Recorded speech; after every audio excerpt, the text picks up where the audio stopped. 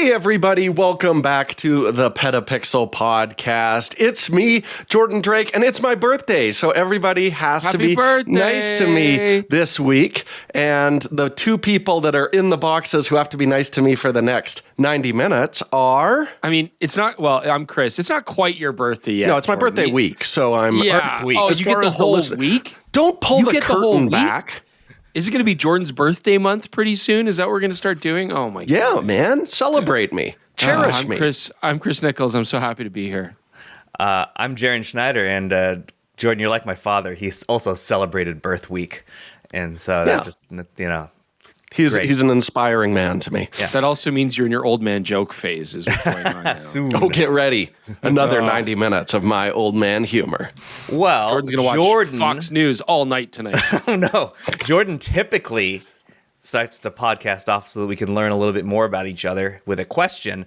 But I'm going to hijack it this week because I want to ask you guys, do you think that dentists are disproportionately attacked by camera enthusiasts when something is expensive? Chris Nichols. I don't like change. Okay, so this is something that I brought up just with we need some friends. backstory here. Yeah, we can't really talk about what we were doing, but we were with some friends who are also photographers, and I brought this up in that I feel like dentists get a bad rap because every time someone, comes out with a Leica camera or a camera that's very expensive but isn't really going to be used for photography, dentists get a bad rap because the assumption is, first off, that they're incredibly wealthy, and second, that they are terrible photographers. And I just feel like, I was thinking like dentists have one of the highest suicide rates of any profession. I'm like, maybe it's because everybody is just bad talking their photography and jumping on top of them for like having a nice, expensive camera kit.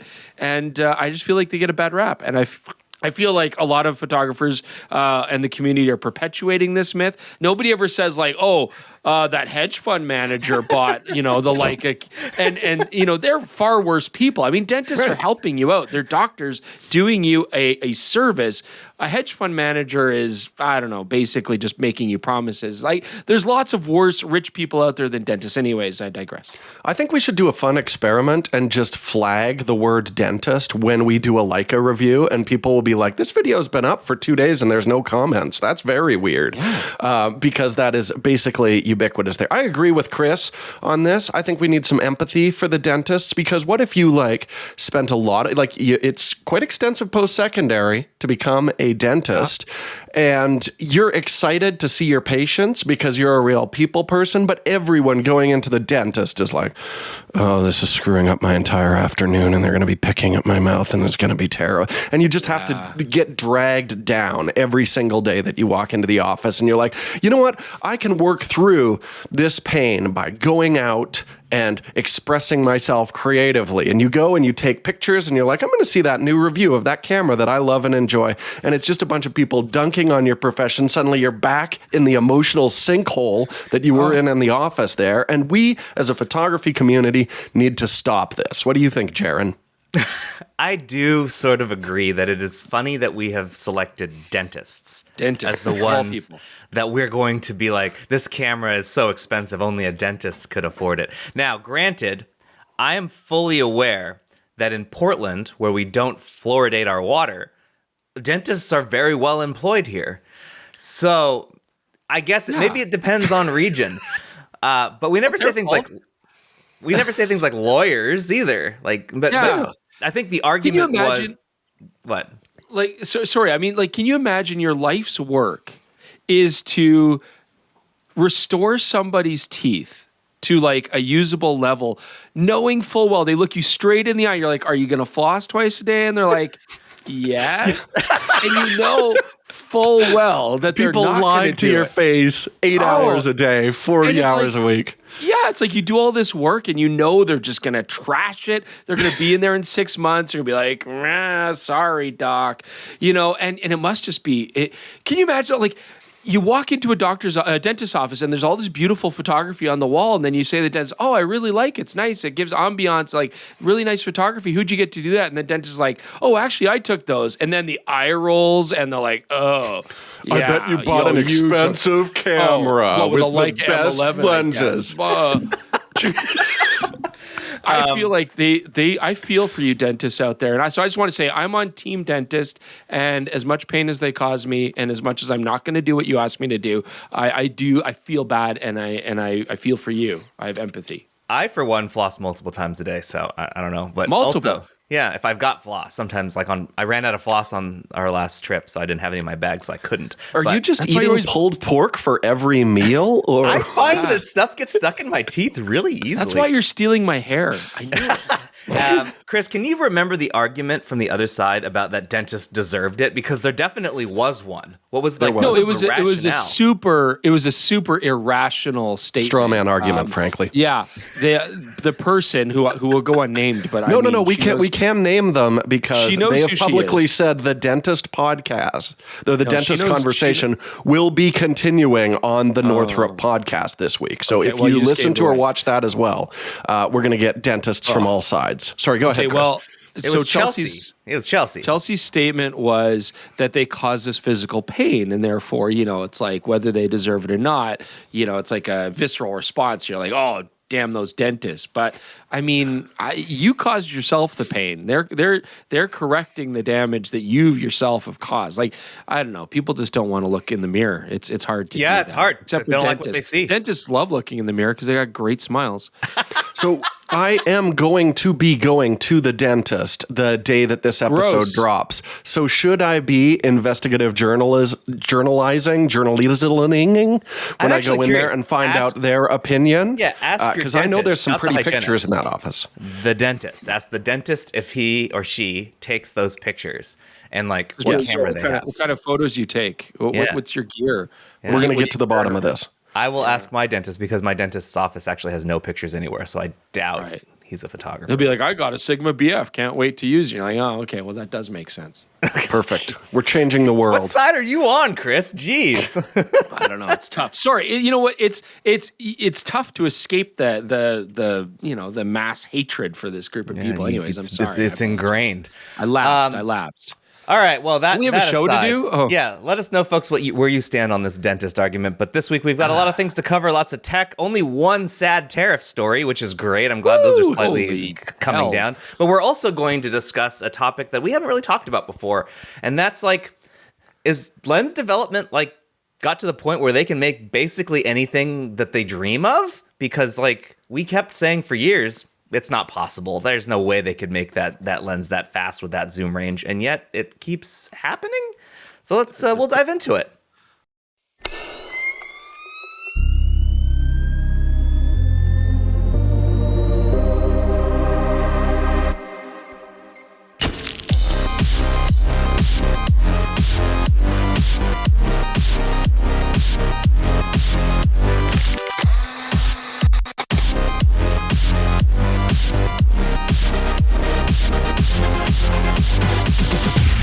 And we're back. We got lots of interesting news stories to talk about. We want to get to that. But before we do, I've learned something really important about just human behavior and society in general. And that is that we love to belong. Whether it's a religion or a political party or a hobby, a club, anything that.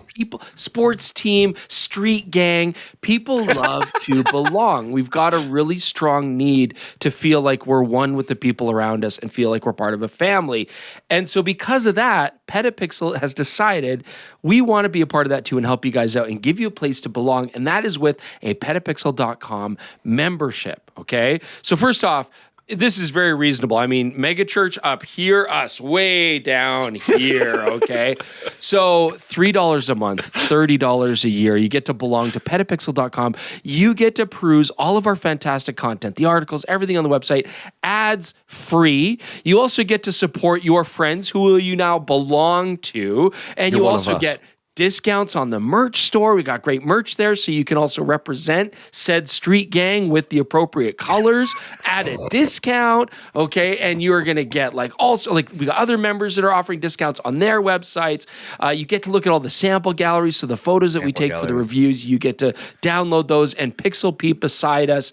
And so I'm just saying, if you're out there and you're lost and you're lonely and you feel like you need a family to belong to, we are welcoming you with open arms as long as you give us, $30 USD every year. We'd really appreciate that. Or only $3 a month. or $3 a month. Yeah, So, exactly. You mentioned the sample galleries, Chris. I will say that I've added a couple more recently. So the Canon R50V sample gallery is up, and the Sony FE50 to 150 f2 GM is up. Lens we'll talk about later today. By the time this podcast is published, I'll probably have put at least one, if not two more sample galleries up from stuff we've recently shot. I think I have to put the V1. Excuse me, I have to put the V1 up. I think that one's done, and then we also have the Yashica sample gallery, which I can't wait to put up. I know. I didn't make Chris shoot a chart because he begged me. He said, please. I was like, no way. I'm not. Please don't make me shoot that chart. And I said, okay, that's fine. There's no point. But I'd pay $5 a month for this privilege, honestly. But we're only going to charge you $3. There you go. Or even less than that if you get an annual membership. So I hope to see you guys there. And, you know, our rivals, we will get knives and bats and chains, and we will go River City Ransom all over them as a family. You watch out other photographic channels with memberships. We're coming for you. I mean, my gang movie is West Side Story, so I will be snapping and twirling all around the rival gang. Yeah, get ready. I'm sure they will be unprepared. All right, so when you're a pixel for life. Let's. Thanks for that. Let's go talk some news. Start with one for you, Jordan. TTArtisan announced a new 35mm T2.1 that features two different swappable bokeh styles. That's not been done before, has it? I love it. So there have been things like defocus control lenses out there before that'll let you kind of change the look. This is very dramatic, though. Generally, you're just like kind of tweaking the harshness of the outside of the bokeh. And this is very similar. You can do either the smooth bokeh, which actually looks really lovely in the examples that TTArtisan's provided, or you can have the soap bubble effect, which is a very pronounced, very busy. Like I could see that being a lot of fun for product shots, macros, things like that. Look to it. But yes, very, very distinct. And the other cool thing there is it looks like light transmission is going to be the same on both of them. A lot of the time you have a penalty to the actual, you know, it's the f-stop isn't changed, but the actual amount of light that goes through will change when you modify your bokeh this way. And that doesn't seem to be the case here. So I think it's pretty cool. Mm-hmm. Yeah, it's interesting too. We should also point out it doesn't just change the background, but it does actually change the overall look of the shot. Yes. So the dreamy look does actually soften the contrast on the main in focus subject. It almost looks like a loss of depth of field. It's not, but it looks like it. And then, of course, the soap bubble strong effect has sharpness, contrast, and stuff like that. But it's really cool. Like, I think I may have said this before. You know, we do a lot of specular highlight tests when we test our lenses. And a lot of people are like, who cares about that? Why do you guys even do that? What a stupid waste of time. But any modern TV show that you watch, a lot of movies, a lot of limited series, they often will do nighttime conversations with strong bokeh balls in the background. You see it all the time. Yep. And it really always grabs the eye because obviously it's a black background with bright bokeh balls. And you really look at the specular shape that's formed because of the aperture. It's a big part of it, and it's often quite distracting. Honestly, I find most cinema lenses don't have very calm bokeh. They often have very rigid, rough looking bokeh that's really distracting. And so I like this option that we can maybe change it up and have a different look and stuff. So for anybody who's doing cinematic work and they want to play around with their bokeh, this is great. For photographers, I could see this if you want to go from more of a normal lens to a kind of almost Petzval-ish kind of, soft focus effect with swirlies. I think it's pretty cool. Yeah, I mean, that's my big question is this something that we'd want for photographers? Because this form factor is not ideal. No. And frankly, it's not a very fast lens either. A T2.1, so probably an f2, maybe an f1.8 even, if this aperture thing is really dropping it. Do you think this is something you'd like to see? Chris, would you... Yeah, we can try and get one. I'd shoot it. Sure, it looks cool. I mean, you could too. I mean, it would be a nice collab video where you guys actually do even testing between you. See if photography and video. Yeah. It's only $380, which if you even factor in, let's say this is pre-tariffs, I mean, that's still under $1,000. So that's not horrible. $380 is a downright steal, though. So I mean, who knows how this is going to feel in hand, but neat. Manual focus only, obviously. Yeah. It's Canon RF. Fujifilm X, L mount, Nikon Z, and Sony E mount. So basically everything. Yeah, it's a short flange back lens design, so it's not going to work on like the M mount and stuff like that. And interestingly, PL, which is the most common cinema mount, although you could adapt this over. Yeah. And it's interesting too, like TTArtisan seems to be really going down this route. You know, we've got, they have the 100 millimeter that gives you very stark soap bubble bokeh, right? So very distracting, very noticeable. They've got that 75 mil 1.5, which gives you the very swirly kind of vintage Petzval look. So they're obviously playing around with this. So it'd be neat to see other lenses come out that maybe have this variable bokeh as well. I don't expect it's going to be amazing in optical quality, but like it's fun. Yeah, I mean, for video, you maybe you don't even need it to be that performant. Yeah. It's just there for a look. No, it's more for photography. I'd be concerned. Yeah. All right. Next one is a product that Chris has not shut up about to me multiple times. You brought this up several times and are like, hey, did you see this? Hey, we should get this. So Viltrox announced a retro-inspired $50 Z1 flash. Pocket-sized, tiny little thing. Chris, you are enamored with this thing. Why don't you take this? No, so here's the thing. I cute. think it's absolute trash garbage. But Okay. yeah, because here's the thing. You know, I know Jordan's like, what? Because here's the thing. Everything in me as a photographer, I'm like, this is gross. It is. You can't bend it. You can't like rotate it. You can't bounce it. It's just fixed straight forward. It's electronic flash. It's going to give you that just stark look. But this is what everybody loves right now. So yeah, I like 10 years ago, I'd be like, this is garbage. Never buy it. I want something that can bounce and rotate and take modifiers and stuff because that's what we considered to be desirable in an electronic flash. Now people want that specific stark, undiffused look. And so this will absolutely give it in spades. It's a good price. It looks cool. It actually looks like quite a powerful head. Yeah. And I think also, which is great, and I think also what we have to appreciate is, you know, when I was using a lot of flash, this was film days, this was early digital days, like on-camera flash, you know, weddings and stuff like that. You didn't have a ton of dynamic range to play with, right? So we would use flash as a tool to fill in shadows, to balance with backgrounds and stuff, and you can still do that. But I would argue that digital cameras today, with the excellent sensors we have, it's easier than ever to use flash because you can very easily bring up shadows, pull down shadows. You got so much malleability in the files that it's actually more fun than ever. So go for it. I think it's a cool product. $50, go for it. But I mean, yeah, do I think this is an aesthetic that I tried to kill, you know, me and the entire industry 10, 15 years ago? Gary Fong tried to kill it. Rogue flash modifiers tried to kill it. Like everybody tried to kill it. And now here we are back to just straight on blah. Oh, I guarantee you could slap some Tupperware onto this thing and get the Gary Fong diffusion look. Wax paper. Yeah, I think what we're really seeing with a lot of the mirrorless cameras now is the on-camera flash is one of the first things to go to make room for like the electronic viewfinder, other components in there that are a little more prized. So just having the option for that direct flash look, if you want it for $50, I mean, that's not that much. And like Chris mentioned, it is a lot more powerful than what you generally see with just like your built-in flash. So if you did want to experiment with like a strong fill flash outdoors or something like that, this is going to do a much better job than like a point and shoot. So it's more creative options. Again, I'm not crazy about the look either, but it's very popular right now, and now it's more affordable. So yay, Viltrox, I guess. I'm wondering if we should just like get one so that the next time you get a product that you're like, this would be so much better if it didn't have an LED and had a flash, you could actually show what it would look like. We could have used this with the Yashica camera, and I'm sure the camera couldn't meter it for anything, but you could theoretically you can set do it. manual. You could take a couple sample, like, okay, I got to turn it down a little bit. Yeah, sure, whatever. Yeah, I'm pretty sure these Viltroxes are specifically manual only, right? So I think so, yeah. Single pin, just fire away. Yep. Yeah. Poppy, pop, pop, pop. Okay.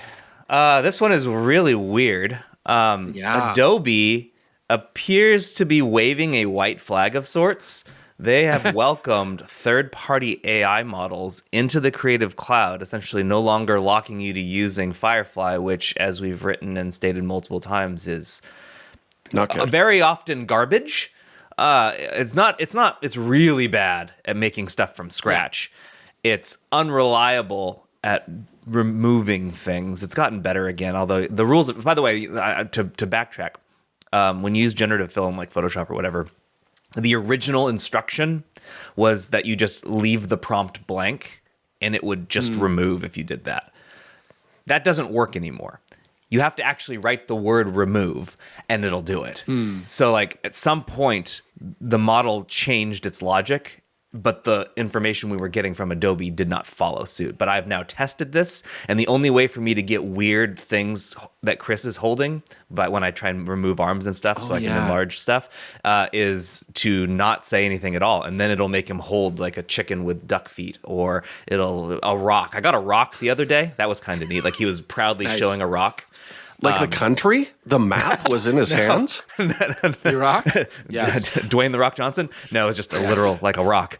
But in this case, here we go. Adobe is bringing non-Adobe AI models into the Creative Cloud ecosystem. This includes ChatGPT, abandoning its Firefly-only approach in favor of response to community and customer feedback. I'm not sure what this means for their stance that they have the more ethical AI. When I think that went out the window. They're essentially saying our ethical AI sucks. Yeah, so just everybody's going to use these tools. We might as well offer it. So there you go. I mean, they're still going to give you the option by default of using their inferior, ethically sourced AI tools. But I mean, I think the writing is on the wall here. We'll see how much more development Firefly actually sees moving forward on that. I do love, Jaron, you mentioning that you have to add the prompt remove now, because if there's one way to improve a user interface, it is to add a step. So that's great. Good job, Adobe. It's fantastic. On this note, Adobe says, every generative AI model has a distinct aesthetic, and we want to give users more choice and flexibility, especially during the concept phase, to use the right model for their project needs. Whether you need the impeccable quality and commercial safety of Adobe's models, or the unique capabilities and aesthetic styles of non-Adobe models, you can effortlessly compare outputs to find the ideal style for your creative needs. Wow. All right. I predict 26 passes on the copy of that particular script. Holy How many times did that go back and forth? Yeah. Yeah. Ah, man. Super weird. Just wanted to share. Whatever. Moving on. The Logitech MX Creative Console. So this thing that I use for editing the PetaPixel podcast, because it allows me to immediately like just switch tools, and I have like shortcut commands in here too. Super handy. It now supports Final Cut Pro and DaVinci Resolve. So those are two great NLEs. So they are. So previously, this tool was locked to just Adobe things or computer-wide tasks. So you could set copy paste or whatever. But this now works directly with those two NLEs, and I think that's nice. Nice. Cool. Yeah, I think they're gaining, again, at NAB, we really felt this, I think, Jaron, like the amount of market share that DaVinci is gaining is really chewing into the Adobe thing. So this just opens them up to a much wider audience. And for kind of, the mid-level creator crowd, Final Cut's still enormously popular. And that, again, this is a very affordable solution as opposed to getting like a full tabletop grading station. So, it's the right software for this product. The thing that I just showed were the keys, which are just like those have little screens underneath them so that they change depending on what you're in. And then there's this thing, which is a dial. Ooh. I don't actually use this at all. I find this to be not as helpful. It's like a scroll wheel on top and then a spinny wheel here. And this one is Bluetooth connected, while the other one has to be like plugged into the computer. I haven't turned this on since I reviewed it last year. I don't think it's as useful. You could jog through all your footage really quickly with it. I don't do that. I don't know. Okay. I like the mouse for that. Because the main thing being is that my hand is always on my mouse. So my other hand, it's just not used to using tools like this, I guess. And I just had a hard time. You could set it to something banal like changing volume levels or something. It's what its default is, actually. It does do that.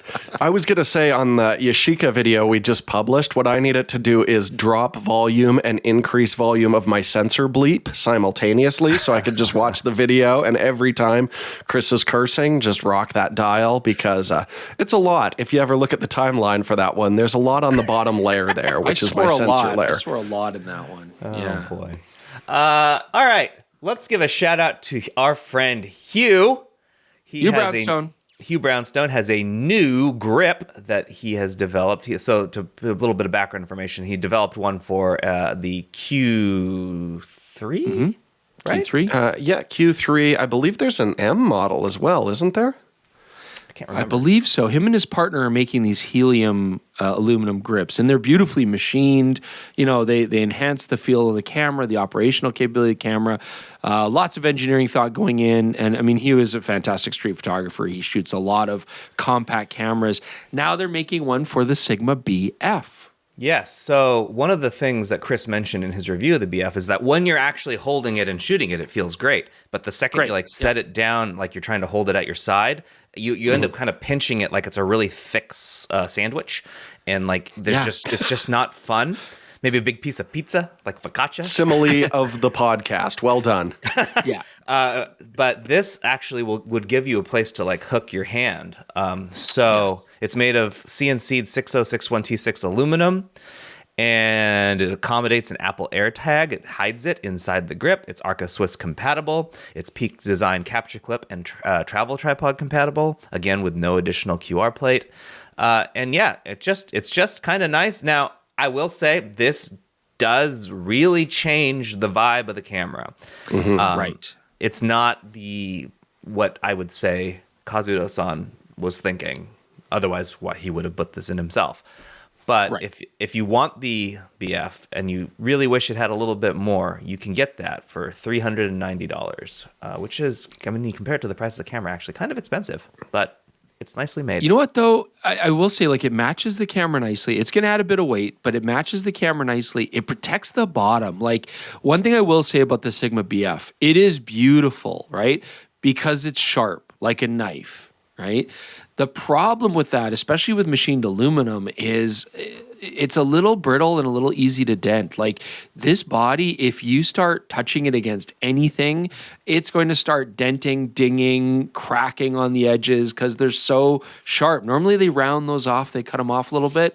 This thing is like left hard cut. So this grip will actually provide a lot of protection for the bottom of the camera, the side of the camera, where you're always setting it down, obviously attaching it to a tripod. So I think from a standpoint of like protecting your investment, it actually makes a lot of sense. And you can put an AirTag in there too and stuff like that. There's a little hidden compartment. It's pretty neat. Yeah. And he's a nice guy. Yeah. So and it follows all the contours of the cutting. Yeah, it's nice. Actually really well done. He's only making a few of these. Like they're only making 100. So is Sigma. Wait, is Sigma actually limiting their production? I did not know that. No, that's true. No. I just when we talked to them, it seemed like just the threshold of how many bodies they could CNC every day. Yeah, means there's not going to be that much inventory out there. And I believe they've issued one of those lovely Japanese statements of like, we apologize to our customers. We will not be able to deliver the required amount of bodies at the time of launch, and this will probably continue throughout the production run. Yeah. Anyway, link to that in the description if you want to take a look at it for anyone who got a BF and wants it to have a little bit more grippiness.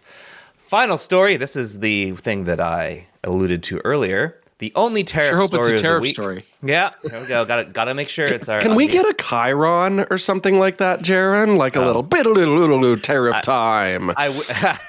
And someone just hits like a kettle drum, bow, and then it's got to be an unpleasant noise. Whatever absolutely. It is. But then we hear it so much. Kettle drum, tariff time.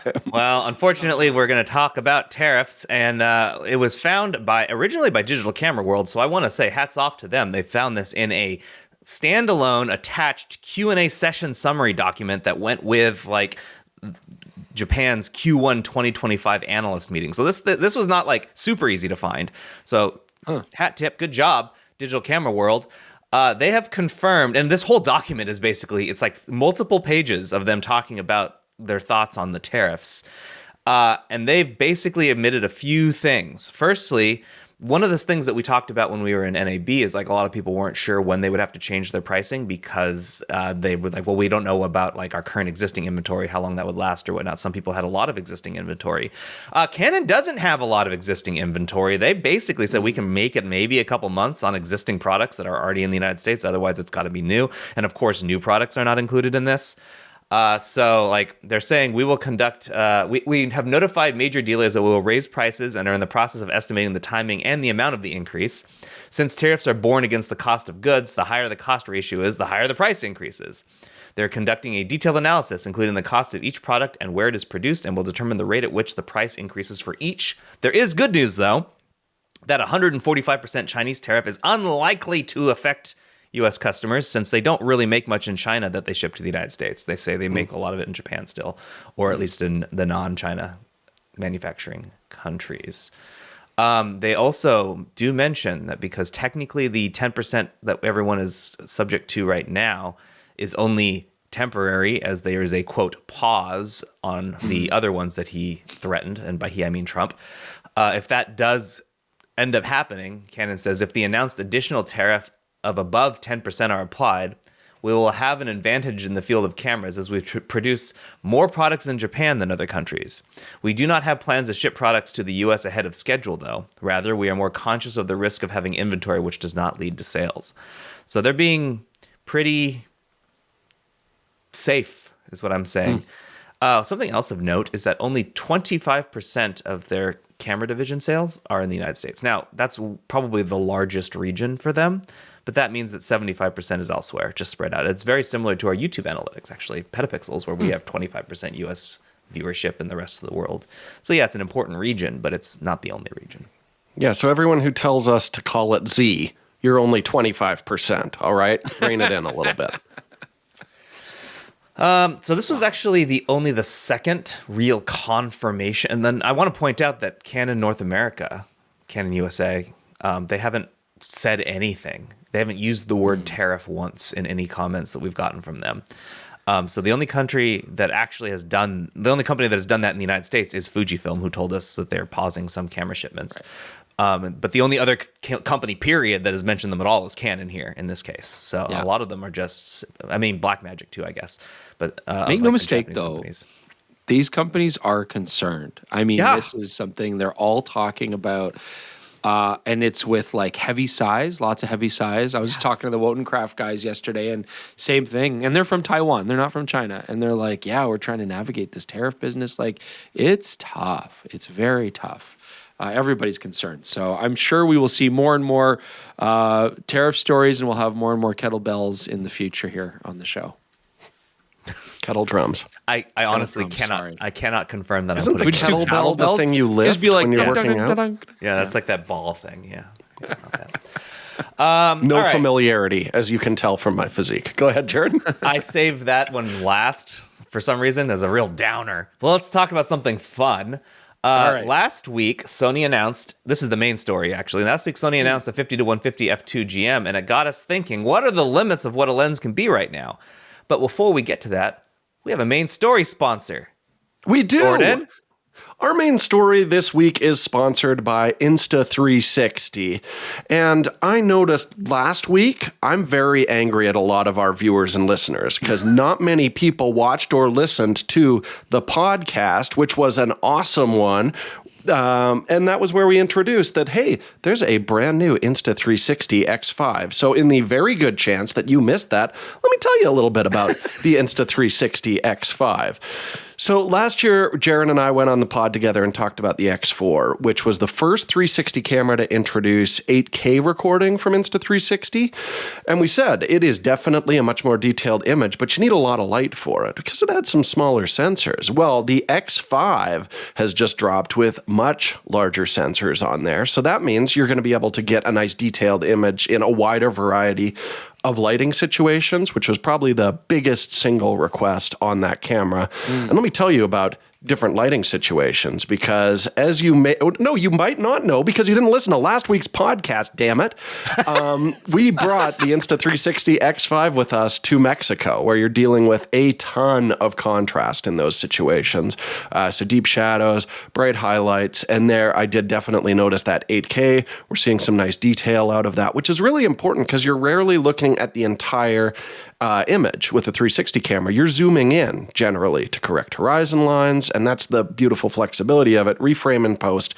But the more you zoom in to reframe, the more resolution you're throwing away. So having a really detailed 8K image makes a big difference there.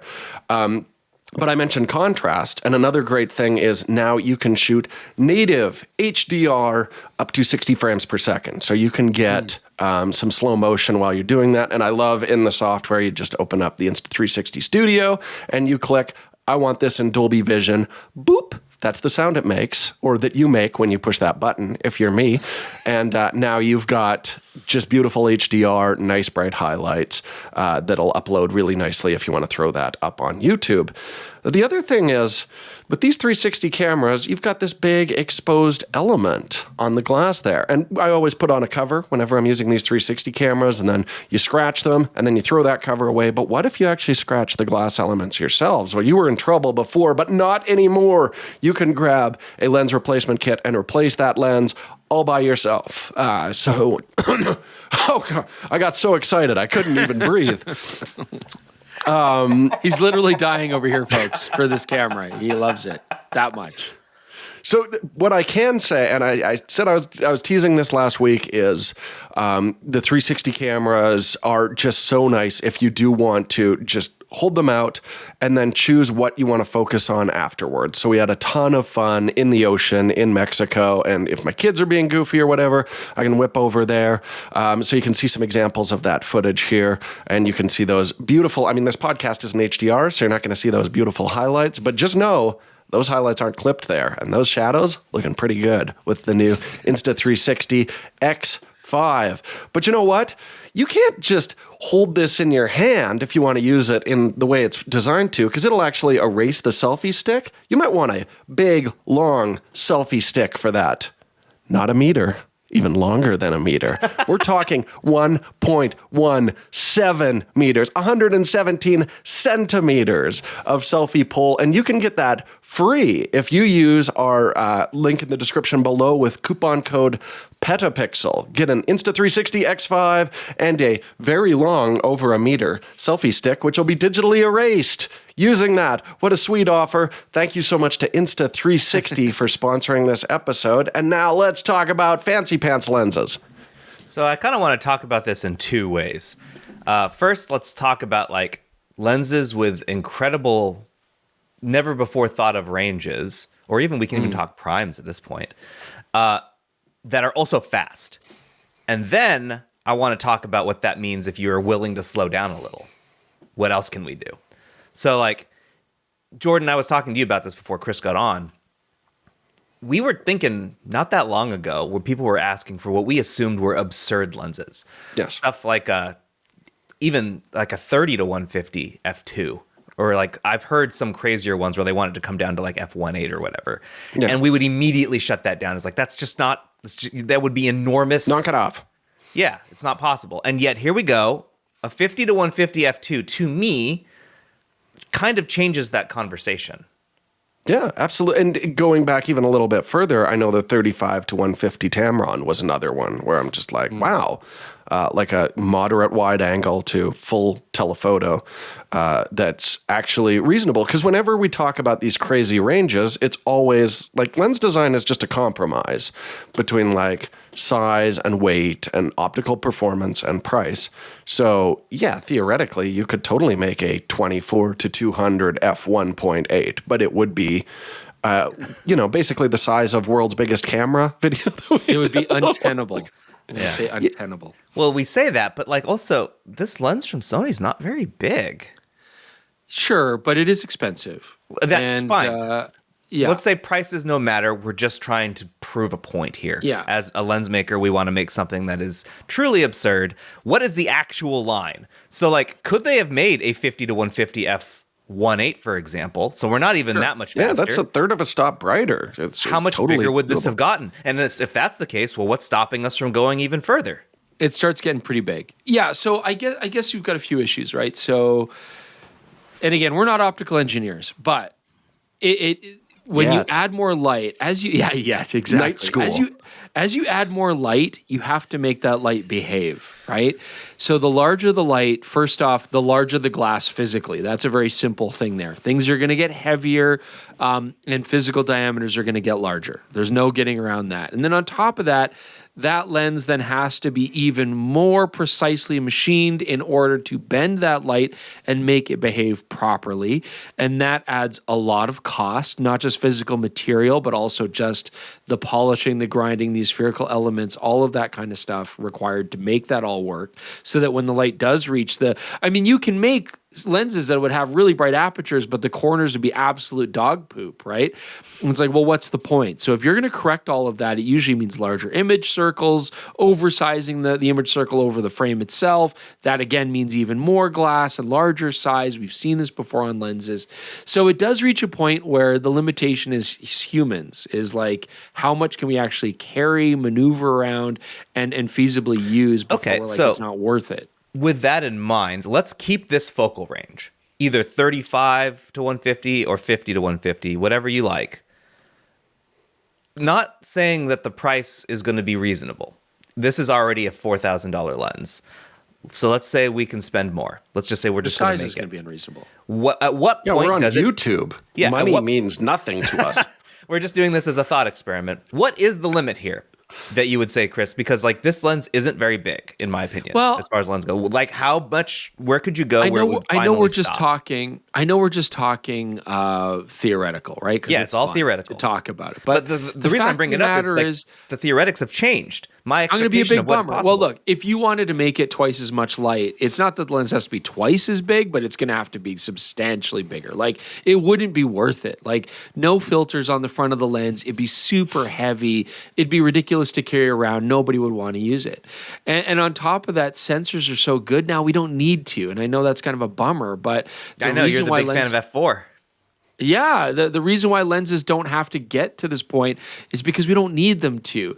And we can do a lot of digital corrections, a lot of distortion control. That's actually helped to push that envelope a lot to make lenses lighter, smaller, and more compact than they've ever been before. Not necessarily less expensive, but definitely more compact than we've had before.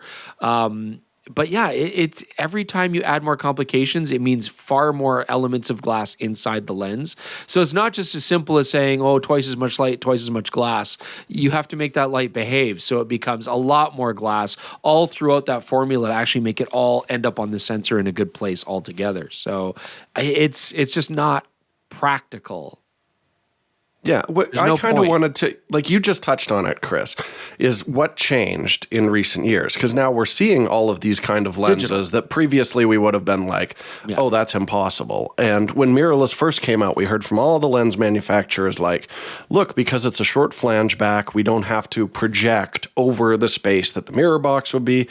So now we can have either wider lenses that are going to be a lot smaller or just simpler optical formulas, which means less corrections, which means it could theoretically be sharper. And we did see that a bit, but I think the bigger difference, what we're really seeing now, is those digital corrections, just letting the distortion be present in the image, lateral chromatic aberration, that's easy. We'll just fix that in post. That has changed things.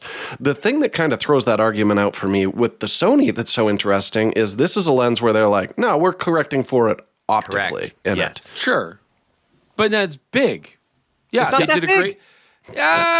but it's 70 to 200 2.8 big. Yeah, like it doesn't quite have the same range. Yeah, you're right. It's pretty good. But I mean, Sony's been doing some fantastic stuff lately. That's what I'm saying. Like they've proven it's possible. And I don't care in this conversation about theoretics. So we don't care about price. If money's no object, sure, you can do a lot of corrections. So that's what I'm saying. Optically. If money is no option, what's the best we can do? What's the white? You still can't get past physics. You still can't get past physics. Like, digital corrections help us avoid some of the compromises that we used to have to do when we had to correct them all optically. And I know this lens is corrected optically, but that means very expensive because putting all that glass in there doesn't, it's advanced glass to correct everything, complicates that formula further. So that takes a lot of cost. And so that gets passed on to the consumer. And then I don't know, the mirrorless mount helps quite a bit, in general, having a mirrorless mount without having to accommodate for the larger telephoto sort of distance between the mirror box and the lens itself. That helps a lot. You can do a lot of interesting stuff with lenses like that. But I don't know what stops us from doing it. Like, here's the 3 lenses I have in my mind right now that are all like, this is very impressive. Is this lens, the 50 to 150. There's Canon's and Sony's 28 to 70s. Sure, and although I love those. Canon's is huge, but there's also Canon's 24 to 105 2.8. That's where I wanted to go. Yes. Yeah. Sure. So like that's an impressive lens. Big. But it's big and also expensive. not that big. Like, it's not really, Chris. Like, when we think about, it's untenable, that lens is not there. No. Okay, but sure, but compare it to a 24 to 105 f4. Of course, but we're so not. much bigger. It is bigger, but like, I guess what I'm saying is that we know what the floor is, and that's the f4, the 24 to 105 f4. That's the small size. Cool, we can get there. Right now, if we do 2.8, we get to this size that is larger, but it is still manageable. So I'm saying you can go a little bit more before it becomes. Do you want to? Okay, that's what I'm asking. Okay. No, I don't think you want to. I think the 24 to 105 2.8 is already a big lens. It's heavy and it's expensive, and I know you're not talking about money. No price. But if you were to make a 24 to 105 f2 all the way through, yes, it would be to the same. Roughly the same magnitude, going from a 24 to 105 f4 to a 24 to 105 f2.8. And what you're not appreciating, I think, is yes, we can hand hold the 24 105 f2.8, but the order of magnitude from the f4 to the 2.8. is big. So then going that same order of magnitude from the 2.8 to the f2 would be so stupid.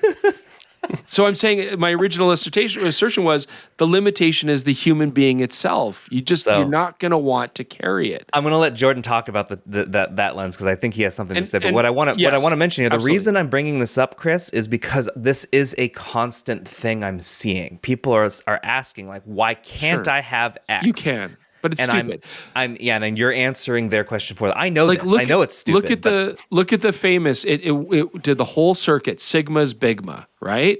That lens got so much press because it looks ridiculous, right? Yeah. It's like the giant green one. The green one. Like, the 2 to 500 2.8. Yeah. Yeah, it's exactly what we're talking about. That's DSLR technology. Doesn't matter. The point is the same, right? The whole point of this was really to show off how ridiculous it is. Sigma was just doing some optical masturbation to say, look at what we can do, but nobody would ever use it in any sort of feasible way, shape, or form ever. Right? So that's what I'm getting at. Yeah, we've always been able to do this kind of stuff. The point is, it's like Jurassic Park. It's not whether we could, but whether we should. Right? Jordan? Lens design is exactly like Jurassic Park in every way. Yeah. So I just think really kind of the goalposts have moved in the last few years because we mentioned, like, yes, the Canon 24 to 105 2.8 is very big compared to a 24 105 f4. But it's basically the same size, actually a little lighter than Canon's 70 to 200 2.8 DSLR lens, which was like a staple. It was in every Everyone carried that lens, and they didn't complain about it. And it depends what kind of work you do, because you, like coming at it from a video background, we have giant cinema zooms all over the place, and we know that's going to be like on a gimbal or a Steadicam or something like that. So that's the threshold again in that avenue. And I do think we're just seeing the camera companies saying, like, okay, for most people, this is way too big. Like, I don't know if I would want to shoot a wedding with a 50 to 150, but I totally could. It would be a lot to drag around, but now I don't have to pull a prime out. If I want that really shallow depth of field, shoot 135 at f2, that's tons of shallow depth of field there. So it changes the way that I work. And they do market research. There's enough people who are willing to do the trade-off. And that's where I look at that Canon 24-105 as like, this is a perfect lens for doing like a lot of video work there. I would never want to do it like handheld on the street, the way that we shoot. But it's also a 24-105 video lens. Like, someone else should make the 24-105 that's just for photography without support for like the power zoom, the breathing correction. They could make it even smaller again. And we kind of saw that with the Sigma 28-105, a lens I loved. I shot a wedding with that. It was so liberating to be able to get like telephoto and like a semi-wide without swapping glass. So there's a real appeal there. It's just, what is the threshold that you're willing to drag around doing it? And I think the camera manufacturers are finding like some people are willing to deal with lenses as big as they were in the DSLR days that are a lot more competent. Chris, something I want to ask you next, because you brought up a Sigma lens. So Sigma's 28 to 45 1.8 was a technically nice achievement, but usability-wise, it probably feels like it's just a little too small of a range. So like, let's say instead of 1.8, we say we're going to do 2. What would you have preferred that to go to? 28 to what? 70? 100? Oh, would have been better. We have those lenses already, but we know what a 28 to 70 f2 looks like. Right, we do. Right? Exactly. Yeah, or what a 28 to 70 f2. But clearly they chose to keep it in that smaller range because they did what you just did, which is like we could go farther, but it would make the lens hulking and more expensive. I think the whole premise of what we're talking about and what we get to benefit from nowadays started with the first mirrorless cameras, right? That was the promise of the mirrorless mount, was we could make everything smaller, and we've been appreciating that for like a long time now, right? Almost a decade. So, you know, if we're going then to what can lens manufacturers do now to make things enticing, zoom lenses are optically better than they've ever been, which is great. So I think that it's this idea of replacing primes is kind of what a lot of these zooms are trying to do. That's what the 28-45 is trying to do. And I'm fine with that. I mean, the 28 to 70 f2 is one of my favorite lenses. I love it. And I love it because I can replace primes with it. Yeah. And I love it because if I want the shallow depth of field, it can do it for those situations. But it's a big lens. But yeah, would I want them to go? No, I think it's cool to make compact zooms that are still bright and cover a range of primes. I think that's a fun way to do things. That might be a new market, you know, like a lot of people like to shoot primes because they're fun, because they're limiting. Maybe people will like these kind of zooms that are fun because they're limiting, you know? And super bright. Yeah. And super bright. But so you said it's just more choice. You mentioned replacing primes with zooms. So that's actually kind of leads nicely into an email we got from Brandon. And it's a very long email, so I'm not going to read the whole thing.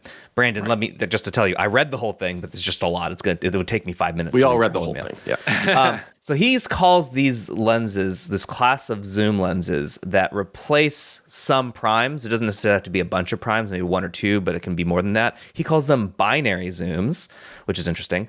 He's saying these are like the Tamron 20 to 40 2.8, the Sony 24 to 50 2.8, the Sigma 28 to 45 1.8, older ones like the Canon 17 to 40 f4 DSLR lens, the Tamron 20 to 40 A7 for the A7C2. Like these are all ones he's looking at. So what is the logical stopping point for shrinking to convenience? Would anyone other than me buy a 28 to 40 f2.8 that is extremely small but has a limited range and not the fastest aperture?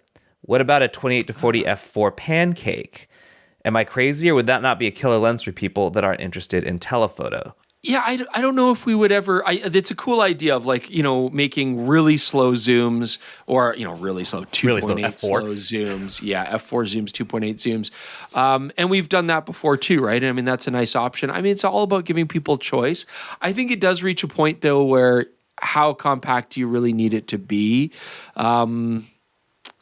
You still can't get something for nothing. If you want to have extra light, you do have to go larger. So that's where primes do still have an appeal. What I mean by that is I could get something like an f2 zoom that covers the range of a few primes, and that would be arguably smaller than carrying a few primes, absolutely. But I could get primes that go brighter than that will still have a similar size to them, right? When it's actually on the camera. So I guess what I'm saying is, would I rather as a photographer have a 28 to 40 f2, or would I rather have a 28-1.4 and a 40-1.4, just, you know, for argument's sake, that would be the similar size on the actual camera physically when I'm shooting it, right? So the convenience factor is the same, but I'm getting more light, right? I mean, I think there's still a lot of merit to that. You can't get something for nothing out of this. But I think if people find it an enjoyable, fun thing to have the convenience of a zoom, but have the limitation and still get a bright aperture, why not?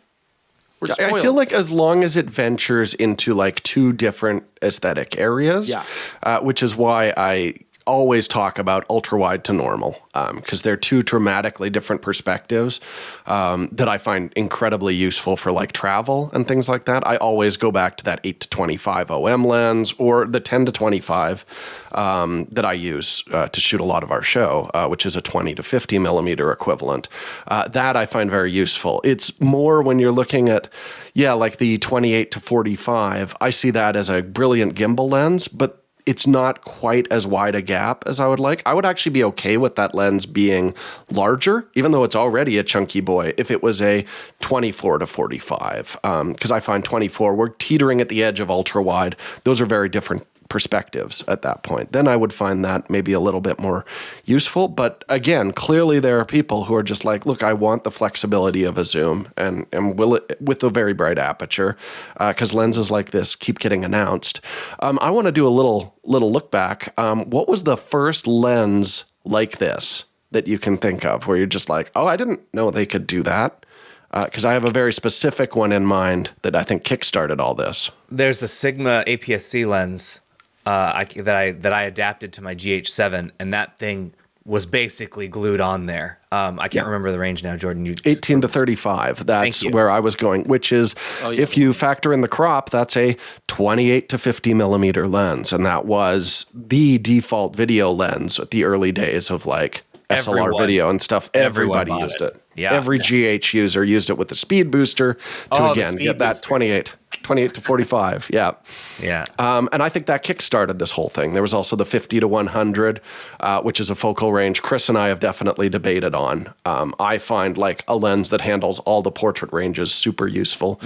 Chris less so. He likes a prime for that. Yeah. I'd rather just make a prime work. Yeah. I mean, look, it's all about having choice and what works for you when it's convenient. I'm kind of surprised that the world's gone away from compact pancakes. You know, that used to be the rage, and that's kind of disappeared now. It's like you don't see a lot of manufacturers making super compact Panasonic made one. It just didn't have any moving parts. Well, that's the worst example that has ever been pulled out for defending a product line. Yeah. No, there used to be some really nice like pancake primes or compact. I mean, Panasonic's 12 to 32 for micro four thirds. Now, again, that's for micro four thirds. But even if you scaled it up, it would be quite compact, but it wouldn't be fast, right? I mean, you got to give up something. You got to give up speed. But I feel like it's great to have an f2 for certain shallow depth of field shots on full frame, let's say.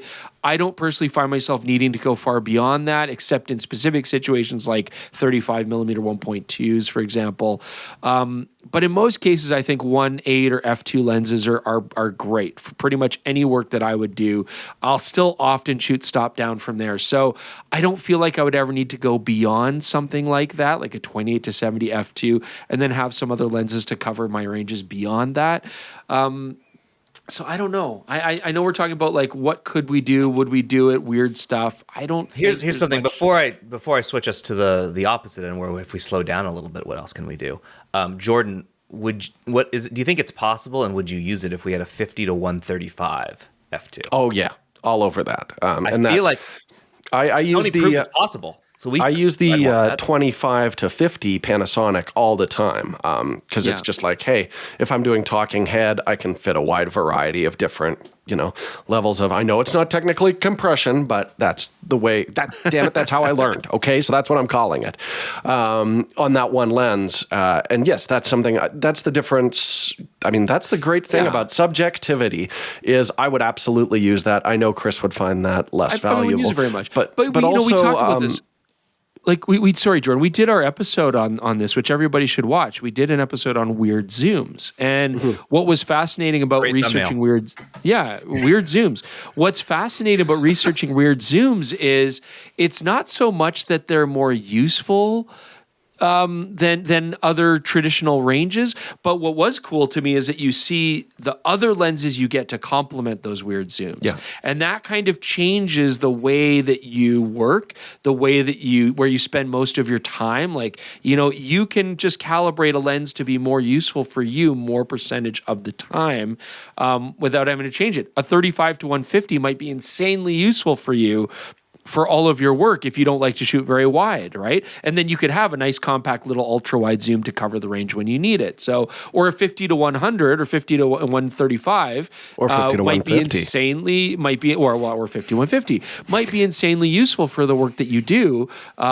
It might or it might not, right? So it was neat to see how you can get different lenses to complement those weird zooms, and that's neat. I mean, even having like an ultra wide zoom, a prime in the middle, and then like a longer range. I mean, that's a cool way to do it too. There's lots of neat stuff. So yeah, we got lots of choices nowadays. The nice thing is they're all optically pretty good now. We're spoiled for image quality. Yeah, we're spoiled for sensor quality. So the one... Oh, sorry, Jordan. Go ahead. No, just the one thing I wanted to say when we were talking about that is the example of the 2870 is a lens we put off reviewing for like 4 years because we were both like, that's too big, that's silly, that's a stupid lens. And then we went out and shot with it, and both of us were like, oh man, there is a ton of use and versatility to this, despite the fact that it is so big. So I do think it's a case by case. You can't write off the entire thing of more limited range lenses with very bright apertures, because sometimes it's the perfect tool for the job. Yeah. At the same time, I think we're going to reach a point where if we make the zooms too compressed, you might as well just start using prime lenses at that point. Mm-hmm. You know what I mean? And I'm already there. I like simple. I like minimal. Personally, I like to have like a couple focal ranges and force myself to work in that space. Some people like being forced and like working within a limitation too. Whereas if I was doing a lot of like professional work, like event work and stuff, zooms make so much sense, right? And I love the convenience of zooms. Yeah, I don't know. I mean, it's an interesting conversation. There's lots that we can talk about, but... Well, there's one last thing I wanted to point out is if once we say, we don't need it to be that fast. Like, as you say, Chris, F4 is lovely. And you especially also like F7.1, although I think you want the option to Stop go it. That's faster. A joke. No. So Sigma did this in a way that I think is a nice balance, where they recognize you don't need speed. You can sacrifice a little bit, go F4, and then you can get a lot more for it. And that would be the 300 to 600, which is the size of a lot of 300, 400, 500, or 600s at similar apertures, if not a little bit faster. All in one, it's very large though. It is a lot larger than you think. When I saw this on a tripod, I was like, oh, that is a big boy. Yeah. So your physics thing still comes into play here. Eventually, even if you do slow down a little bit, it's still gigantic. That's where I think slower telephotos make a lot of sense to me in a lot of ways, just because, again, I mean, a wildlife photographer, if they want to carry it, if you're able to carry the extra weight and you don't mind it, great. Nobody's saying don't do it. But the 500-5.6 from Sigma was a great example of something where I don't mind raising my ISO a little bit on modern on modern mirrorless cameras. I don't mind raising, even DSLRs. I don't mind raising my ISO a little bit. So why not accept the slower lens? It's a lot less to carry out there, and I'm still going to get shallow depth of field. And I probably would have ended up shooting a lot of those wildlife shots at 5.6 anyways, just to give myself the safety blanket there. So I think that makes a lot of sense. But I do appreciate when a camera is very compact when you're traveling. And so it's in situations like that where I think it makes sense to have slower zooms. I would love to see the companies make more compact, powerful cameras that have these compact zooms to really reduce the size. And that's something we're not quite seeing yet. I think what I really want to see is slow down the lens a little bit to, again, give us that expansion of the focal lengths. I think that's super compelling because like the Sony 20 to 70 f4 is the same size as a 24 to 70 f4 would have been on a DSLR. So they're just saying like, look, we'll keep the aperture the same, make sure it's optically outstanding, but we're going to give you a little bit of extra wiggle room on the wide angle. And that's what I find most exciting. It's funny, on the smaller formats, we're seeing a lot of these ultra wide to normals, not really much at all in full frame. So I'd really like to see that expand a little bit. Like Tamron brought out the 17 to 50 f4, which I would think would be perfect, but I wasn't actually thrilled with the performance of that. Yeah. The Sony 20 to 70 is the closest thing to me. So let's see a whole bunch of like 20 to 70 f4, 18 to 60 f4, that kind of thing in full frame. I'd be a happy boy. Yeah, that'd be good. All right. Well, let us know what you think. What lenses would you like to see that you think are actually feasible? I'd like to see some of those in the comments, and we'll discuss them next week, because I'm curious, like, what you guys are actually wishing existed that you think might actually be possible now. And Chris will say if he thinks that's silly or not. I'm looking If forward to anyone that writes 24 to 200 f1.8, you're banned for life. Banned. I've seen it. So, all right. So this is probably going to be a short one, but what have you guys been up to? Oh, go for it, Jordan. Okay. Since getting back from Mexico, I had a chance to actually get caught up with some shows a little bit. And I know everybody's been talking about it for weeks, but I have started The Studio, starring Seth Rogen, about the life of a Hollywood executive in modern times, where everything is awful and everything must be attached to IP, and you're trying to juggle art and commerce. And it's been a while since there's been a TV comedy. There's been lots of great dramas. I haven't seen a great comedy in quite a while. And this show is absolutely hilarious. The cameos that they're able to pull, because everybody knows Seth Rogen at this point. Like Martin Scorsese is hilarious in the pilot episode. Sarah Polley, one of our favorite directors, is hysterical in the second episode, playing a frustrated director trying to get a oneer, and the entire episode is shot in a oneer as part of the like joke. So it's really, if you like that inside baseball a little bit, there's a lot of jokes that are referring to specific crew positions and stuff like that that might not be for everyone, but if you know what they're talking about, I find it consistently delightful, with the disclaimer that it's kind of like The Bear, in that it gets a lot of humor out of things getting a little too intense, and because it's a show shot in a lot of long takes, which makes things even more stressful. My wife was like, we can do one of these every few days, but like the oneer episode, she was so stressed out watching it. But that's the one warning. But I absolutely think it's brilliant. I'm looking forward to watching a lot more episodes, and if you like filmmaking, it's probably the best shot comedy in a very long time. Chris? What have I been up to? So you may or may not know, the viewers, well, you guys know, the viewers may or may not know, I do also work for a fly shop, Bow River Trout Fitters, just on the side. And they actually sent a rod, the company Reddington sent a rod. No, I'm not being paid to say this, but yesterday I got a few hours. I went out because I needed to make content for this rod. And here it is. Look at this. Reddington EDC, took it out, 9'4" weight. I thought this would be great for a little bit of light nymphing, and I'm nymphing on the Bow River, our world famous Bow River, and I'm catching like whitefish after whitefish after whitefish, like 10 whitefish. Great, fantastic, but not what I was going for. And then I see 3 huge big brown trout, and this is not the rod I would normally use for that, but I put a streamer on it. I swung it. This is a light rod for that, but it still did it. And I hooked up 2 of those big browns and landed them, and it was amazing. So it was fantastic. 22-inch, 24-inch. It's got a ruler on here, so I even know how big the fish are because I can measure it and take photos and prove it. But yeah, it was a fun, affordable little rod. Look at that. It's pretty. I will say that I know nothing about fly fishing, but I think your rods look neat. These are nice. They nice. make a really fun sound. That is the one thing I will give rods. Yeah. And you've now successfully promoted it on 2 YouTube channels, Yes. which is very impressive. Isn't that great? Well, you know what else makes a really fun sound? My Sigma Mark 1. I shot a full roll of T-Max in there last week. I'm not going to put more in there until I confirm there's no light leaks, so I'm going to go get that developed this week. But yeah, I don't know. Chris, you saw me. I was in like hog heaven. You're there. happy. Yeah, you're happy. It feels good. That is a nice feeling. It's in camera. great shape. Yeah. When you yanked that out on a bus with several other photographers, yes, the excitement was so palpable from everyone. Are like, what? Are you, Mark 1? Are you kidding me? So for anyone who even recognized it, because some people are like, I don't even know what that is. But there was one guy who was just like, I've been looking for one of those for over a year, and I'm like, well, I may have scooped up the only one on the planet that was not looking as good as Jaron Schneider. They're very rare, and it's weird that they're not expensive because they absolutely should be. Because it's not like they're ugly. They're beautiful cameras, and they're incredibly rare, and they're from a hot company, and I don't know why they're not $1,500. Well, we just raised the price by 15% with this segment. So good job, everyone. All right. So Comments. I'll be making content with that eventually. I just got to confirm that it doesn't have light leaks. So, all right, moving on. Let's move on to tech support. This one is a question that was posted on the most recent video, the Yashica one, for you, Ericacious?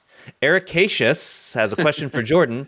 Is this one S1R2 footage just vlog with a color paste transform LUT, or is it further graded by you, or something else? Asking because it looks great. The colors and tones around minute 3:23 are really good. Oh, thank you. So I will never just put a LUT transform on footage and leave it there and call it a day. Everything does have some tweaks to it. I can tell you, if you're shooting vlog, Panasonic has a fantastic library of free LUTs, but it's on their pro support page. So you won't find it looking at Lumix or anything like that. So you're looking for their 33E LUT library, which you can find on the Panasonic Pro page. And I have two that I lean on a lot. Anytime it's a wide shot or product shots, there's a profile called Nicest. There's also a profile called Nice, which I find hilarious. Like, why would I go to Nice, not Nicest? That's silly. But for Chris's skin tone, and actually it works really well with most people, I'll actually use their Fashion Low Contrast as a starting point. I find is a really lovely profile for that. Again, it's on there and it's free. So check it out. Between those two, I would say probably 95% of our Panasonic footage goes through one of those two LUTs. And the rest of it, there's no LUT applied. I just hand grade it if I'm not getting the look that I want with those two. Sweet. This next one is a continuation of the email that I mentioned earlier from Brandon that was like a novel long. At the end of it, this is one I wanted to answer, though. He asks, I live in Bend, Oregon, and I was wondering what your recommendations are for film labs in Portland, Jaron. I used to use Memphis Film Lab when I lived on the East Coast, and they do great work for mail and development. But now that I live in a more remote area, I find the much higher shipping costs to be offset their pricing too much. So I drive up to Portland a few times a year anyway. I was thinking about starting to use a, quote, local lab to drop off my film there. Blue Moon Camera and Machine.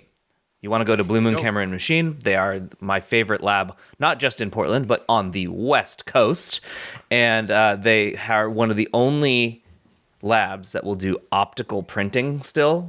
Like, it's amazing if it's an option you want to do. They're fast. They have multiple options for like how much resolution you want on scans, if you want scans at all. If you don't want scans, that's also fine. They'll cut your film to whatever size you specify, or not. If you specify that, they don't love it, but they'll do it. And then they do it remotely too, so you don't just have to drive out here. You can mail it in, and they'll just mail it to you or scan it, and you can come pick it up whenever. But yeah, Blue Moon Camera and Machine.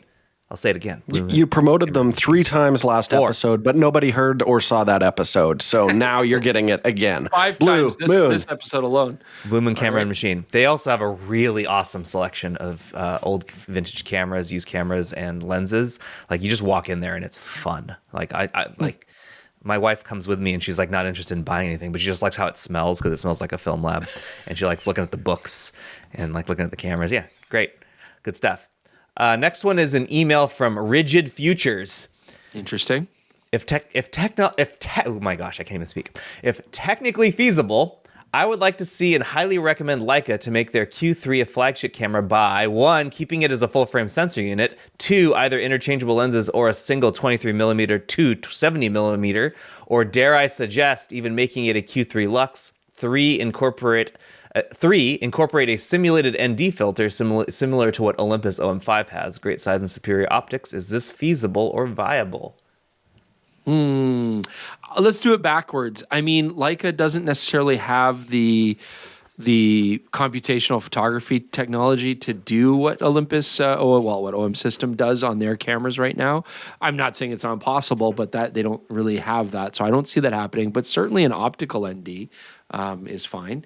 Q3 Lux, like something with an ultra wide lens, like ultra wide aperture lens, might be fun. If it's interchangeable, I don't know. At that point, it's kind of like they've done that before and it didn't work that well for them. So I don't know.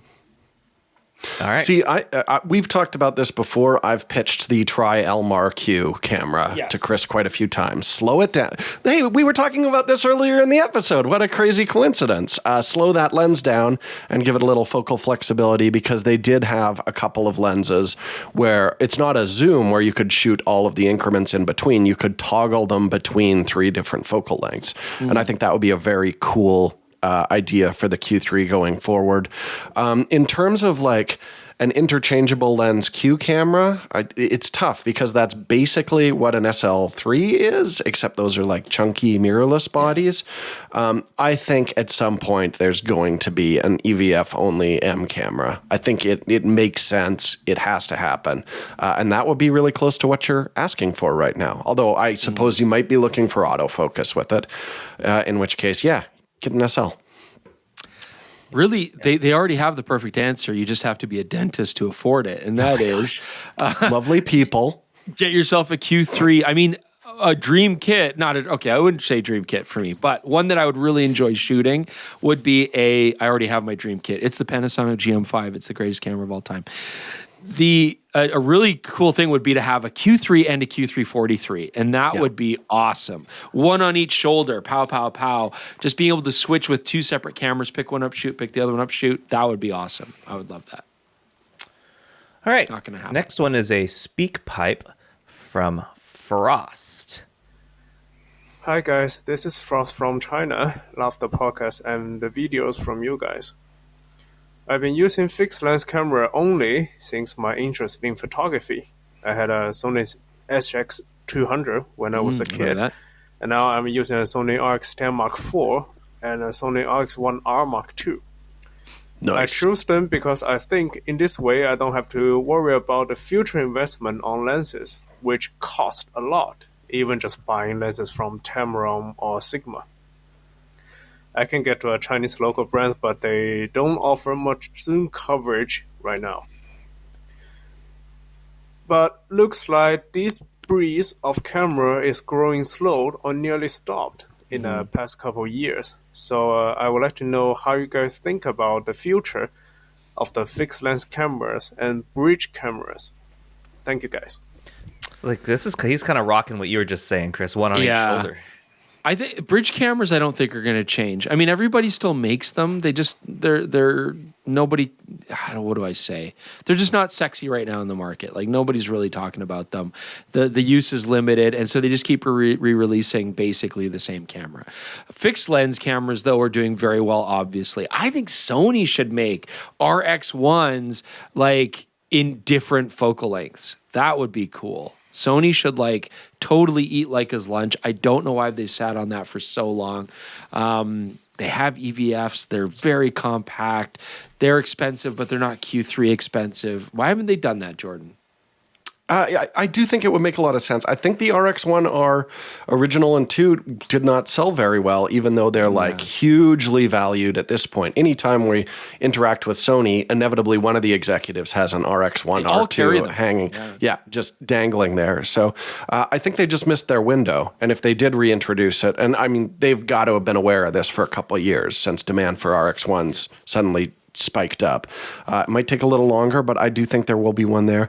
And again, I'm just going to say, I think if they brought out an RX10 5 with current autofocus technology that's really good with wildlife and really good video spec, like just transplant the processors from the current cameras onto a high-end super zoom camera, I think it would be extremely popular. I think, like Chris said, they're all just re-releasing old stuff. Yeah. If you actually update it to something current, I think a super zoom would do great. There's still nothing like it for doing outdoor sports, or if you want to do a little bit of wildlife without a big kit. There's still no alternative to those cameras. Make it happen. They feel so early. They feel so early 2000s. I think we have to give it another 5 years, and then they'll become fashionable, and then they should all jump. So that you're saying is they should start working on them now. Yeah, exactly. Yeah, I just told them what to make. Just make that. People would buy it. All right, next one is an email from Michael. Hi, Jaron. This one he only said hi, Jaron. So I mean, I don't know about you guys, but this one's for me. Hi, Jaron. Hi, Jaron. I got a question. I'm getting out of the light. I'm just going to hang out back here. Go ahead, Jaron. Well, he has a question I thought for you guys, so now you're back involved. I finally decided to leave my DSLR behind and go mirrorless, but my experience trying different models of all price ranges revealed huge problems regarding the viewfinders. I wear glasses, and I use them when looking through the viewfinder. It is so annoying that on most viewfinders, I cannot see the whole picture without shifting the camera or my head sideways. I had this problem with all Sony and Fuji and most Nikon, Canon, and Micro Four Thirds viewfinders with only 3 exceptions. The Nikon Z52 was usable, and the Canon R5 II and Lumix G100D were great. Only with the last 2 could I see the whole viewfinder comfortably without moving the camera around. This is a totally underrated feature and not represented in any review I can find, not just with your otherwise great reviews. Oh, thanks. Other than you missing this glaring issue, what good is spec-wise great viewfinder for the one on the A7R5 if it's uncomfortable to use? Maybe every review channel should have one poor dude with bad eyesight to do a test. Tell you what, don't you dare try the GM5 because you will not be able to see squat. But you know what? His last statement is kind of it. The problem is all 3 of us are blessed with pretty decent eyes. We don't need to wear glasses for photography. I mean, I'm at a point now where I'm going to start needing reading glasses. And I even have a hard time seeing the back of the the back panel on a lot of cameras now. So I'm still able to correct in the viewfinder using the diopter. So that's great. So for me, it works out perfectly. But you're not the only one. We've had a lot of people say this. We've had people comment like, oh, I'm like constantly missing my composition because I can't quite see the entire frame. And that could be very frustrating. And some manufacturers do give you more eye relief and wider fields of view through the viewfinder. But it is, as you say, quite rare, and it's not something that we can test as that easily because we don't wear glasses, right? So I don't know if that would even, I don't know how that would work. You know, I could put glasses on and then see if I could still see all the viewfinder from that distance, I guess. I don't see why not. I think Panasonic has a great. We say the GM5, don't do that. GM5 bad choice. Terrible. I can't even see it. My vision's great. But it's the greatest camera of all time. Panasonics would be a great way to go because they're, I believe, the only company where you can actually crop the viewfinder. So they'll you can set a custom button. So it'll just actually, you will lose resolution, of course, but it'll actually use smaller and smaller portions of that electronic viewfinder to make it a lot more comfortable when you're wearing glasses. And that's just a really good usability function that can't be that hard to implement. I'd love to see it from more manufacturers. Yeah. Actually, the Panasonic GM5, it's like looking down a tunnel at your composition. So it might be fine for eyeglass wearers. I'm just saying, it's the greatest camera of all time. All right. Next one is an email from Dr. Brandon Smith. When the Z6 III came out, it was often compared to other current cameras with similar resolution price, for example, the R6 II, Z5 II, or A7 IV, but it stands out from those cameras for its faster sensor readout. One comparison that was generally not made was between the Z6 II and the A9 II, presumably because the A9 II officially costs around twice as much. But KEH has an A9 II in LN condition for $2420, which is less than the list price of the Z6 III. So, how do they compare? What a great store.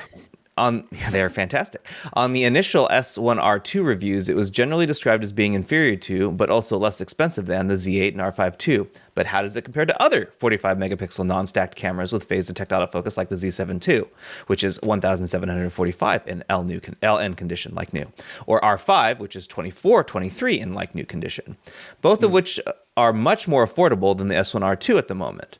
A lot of third-party companies are putting out inexpensive full-frame prime lenses, especially in E-mount. But how do these compare to buying first-party lenses in E-mount, which now has been around for many years? Comparisons like this could help be interesting to discussion points on the podcast. But if KEH were willing to send you the relevant gear to test against new stuff so that you're using the latest firmware and not misremembering things from years ago, it could make for some interesting videos as well, especially when there's so much new stuff. We can't remember anything from years ago anyways. I've forgotten everything from last week. Yeah, hit it. Yeah, I mean, okay, so the initial thing. So the Z6 III, of course, is unique because it's the only mirrorless camera using a partially stacked sensor. And so that does give you some benefits for fast shooting and for video. And so, yeah, it's hard because nobody else is using that sensor. It's hard to compare anything against it, right? That being said, there's a ton of the non-stacked 24 megapixel full frame cameras on the market. It feels like there's way too many, to be honest. And so I think we talked about the Z6 III and how it stands out when we did our video review of it. And it's fast. It's a nice compromise in price between faster performance, faster readout speeds, without being the same cost as a fully stacked sensor. It'd be interesting to compare it against the A9 II. But an A9 II, that's a pretty straightforward one almost because it's really just the age of the A9 II's processor. So, you're not going to get like the video functionality, the stabilization, the display to be on the same kind of quality as the Z6 III, but absolutely you're going to get an even more usable electronic shutter out of that if that's your only priority. Right. Yeah. Now, the S1R2, when we say generally inferior to the modern cameras like Z8 and R5 II, it mostly comes down to autofocusing performance. I mean, otherwise it's a very capable camera. It's rugged, as we did find out in Norway. But the difference is in how it compares is it's got crazy good video, and that's certainly going to stand out. Not necessarily against the Z8, but certainly against older cameras like the Z7 II or the original R5, which are more affordable. But the S1R2 is a very capable camera in that regard. And I don't know, Jordan, what do you think on that regard? Yeah, I think you nailed it. And we did kind of touched on it, that a lot of the cameras in that class are moving to faster sensors, which is penalizing you with DR. But if that's not important, and absolutely an older camera might be a good way to go, but you're not going to get the video chops. So if video is important, that's the way to go. Lenses. A lot of third-party companies are actually making really nice lenses. Comparing it to older, I think what Brandon's really going with, and it's Dr. Brandon Smith, hopefully not a dentist, because you know how we feel about those. We like them. Yeah, we love them. It'd be interesting to compare newer lenses to the older OEM stuff that's out there, but I mean, a lot of Sony's original OEM stuff actually left a lot to be desired. And honestly, a lot of the new third-party lenses are fantastic. So, I mean, with E-mount, you've got so many great choices. Tamron, Sigma, especially Sigma right now, are killing it in that regard. I would choose them over a lot of current OEM lenses in a lot of cases, because you still end up saving a little bit of money and you get very comparable image quality. So, I mean, we could do those comparisons, but as you mentioned, especially for when there is not much new stuff to review, which seems to be endless right now, just endless stuff to review. I don't know if we'll ever get to it. I just want to point out there's an easy way with Sony to determine if a Sony lens is worth buying. Did it come out before or after the 24mm 1.4? Because it seems like when that lens came out, they fired the entire old team and brought on a new team that are just making banger after banger. And before that, there was always some annoying quirk with basically every Sony native E-mount lens. So that's my way when you're looking for hot deals on old lenses that you can differentiate them. All right. Let's do... we'll save these for next week. Let's go ahead and go to the feel-good story of the week. This one was selected by Jordan. So Jordan, why don't you give us the feel-good story of the week? Okay, there's a band out there, all right? And they're called OK Go.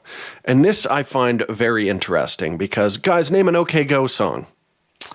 I mean, I only know them visually. You can't! It's impossible! No one knows a song. But I can recall their cool videos, like Absolutely. treadmill video. I remember treadmill video, like the weightless video that they shot in the Vomit Comet. All of these are just amazing visual feats, and a lot of them are one-take videos. That's kind of one of the things they're famous for. But there's always a practical filmmaking element to all of their music videos that have made them huge. I hear OK Go, I'm like, oh man, I can't wait to see what the camera operator is going. But yeah, I couldn't hum an OK Go melody. I don't know any of their lyrics, but their new video, Love, just dropped. And they're using a combination of mirrors and robotics to make a ton of really cool, like fun huge compositions, huge frames. Yeah, a lot of stuff that looks like old-timey transitions that you'd get on old NLEs, but they're doing it optically, and it looks cool as all get out. So, you know what? You could watch it with the sound on, but remember, you will not remember the song after that takes place. But check it out, because it's always fun to see what they're able to pull off, and this one is no exception. Cool filmmaking at its best. Shoot, why can't I remember the name of any OK Go song? Yeah, tell me some OK Go music videos, though, Jaron. There's the one on the treadmills. There's this one. There was their initial one, I feel like, was like when I was in college. These guys have been going forever. They've been going for a long time. Yeah, they do stop motion, blending. The zero gravity was interesting. Yeah, just generally practical. Live camera feed loops. It's funny. But I can't think of another band where that's where I can immediately visualize music videos, but can't remember a song or melody. It's fascinating. but I've only ever listened to these songs watching the music videos. So maybe if I just put them on in audio form, I'd be like, oh, these songs slap. But feel that good is about not it. my present. That's not the case for me presently. No. All right. That's going to do it for us this week. Thanks for joining us. We hope you enjoyed it. Thanks to Insta360 for sponsoring the main story segment. And for the rest of the podcast, I hope you might consider a PetaPixel membership. That's it. We'll see you all next week. Chris is holding out his rod. Did you think a 4-weight rod could easily handle a 24-inch brown trout in the Bow River? not. But it handled it never. adroitly. It handled it adroitly. Great Probably word. thanks to its One new of your favorite nano words. resins. Oh, man. All right. Wow, Thanks, I everyone. covet that. Everyday carry. Detritus. See you later.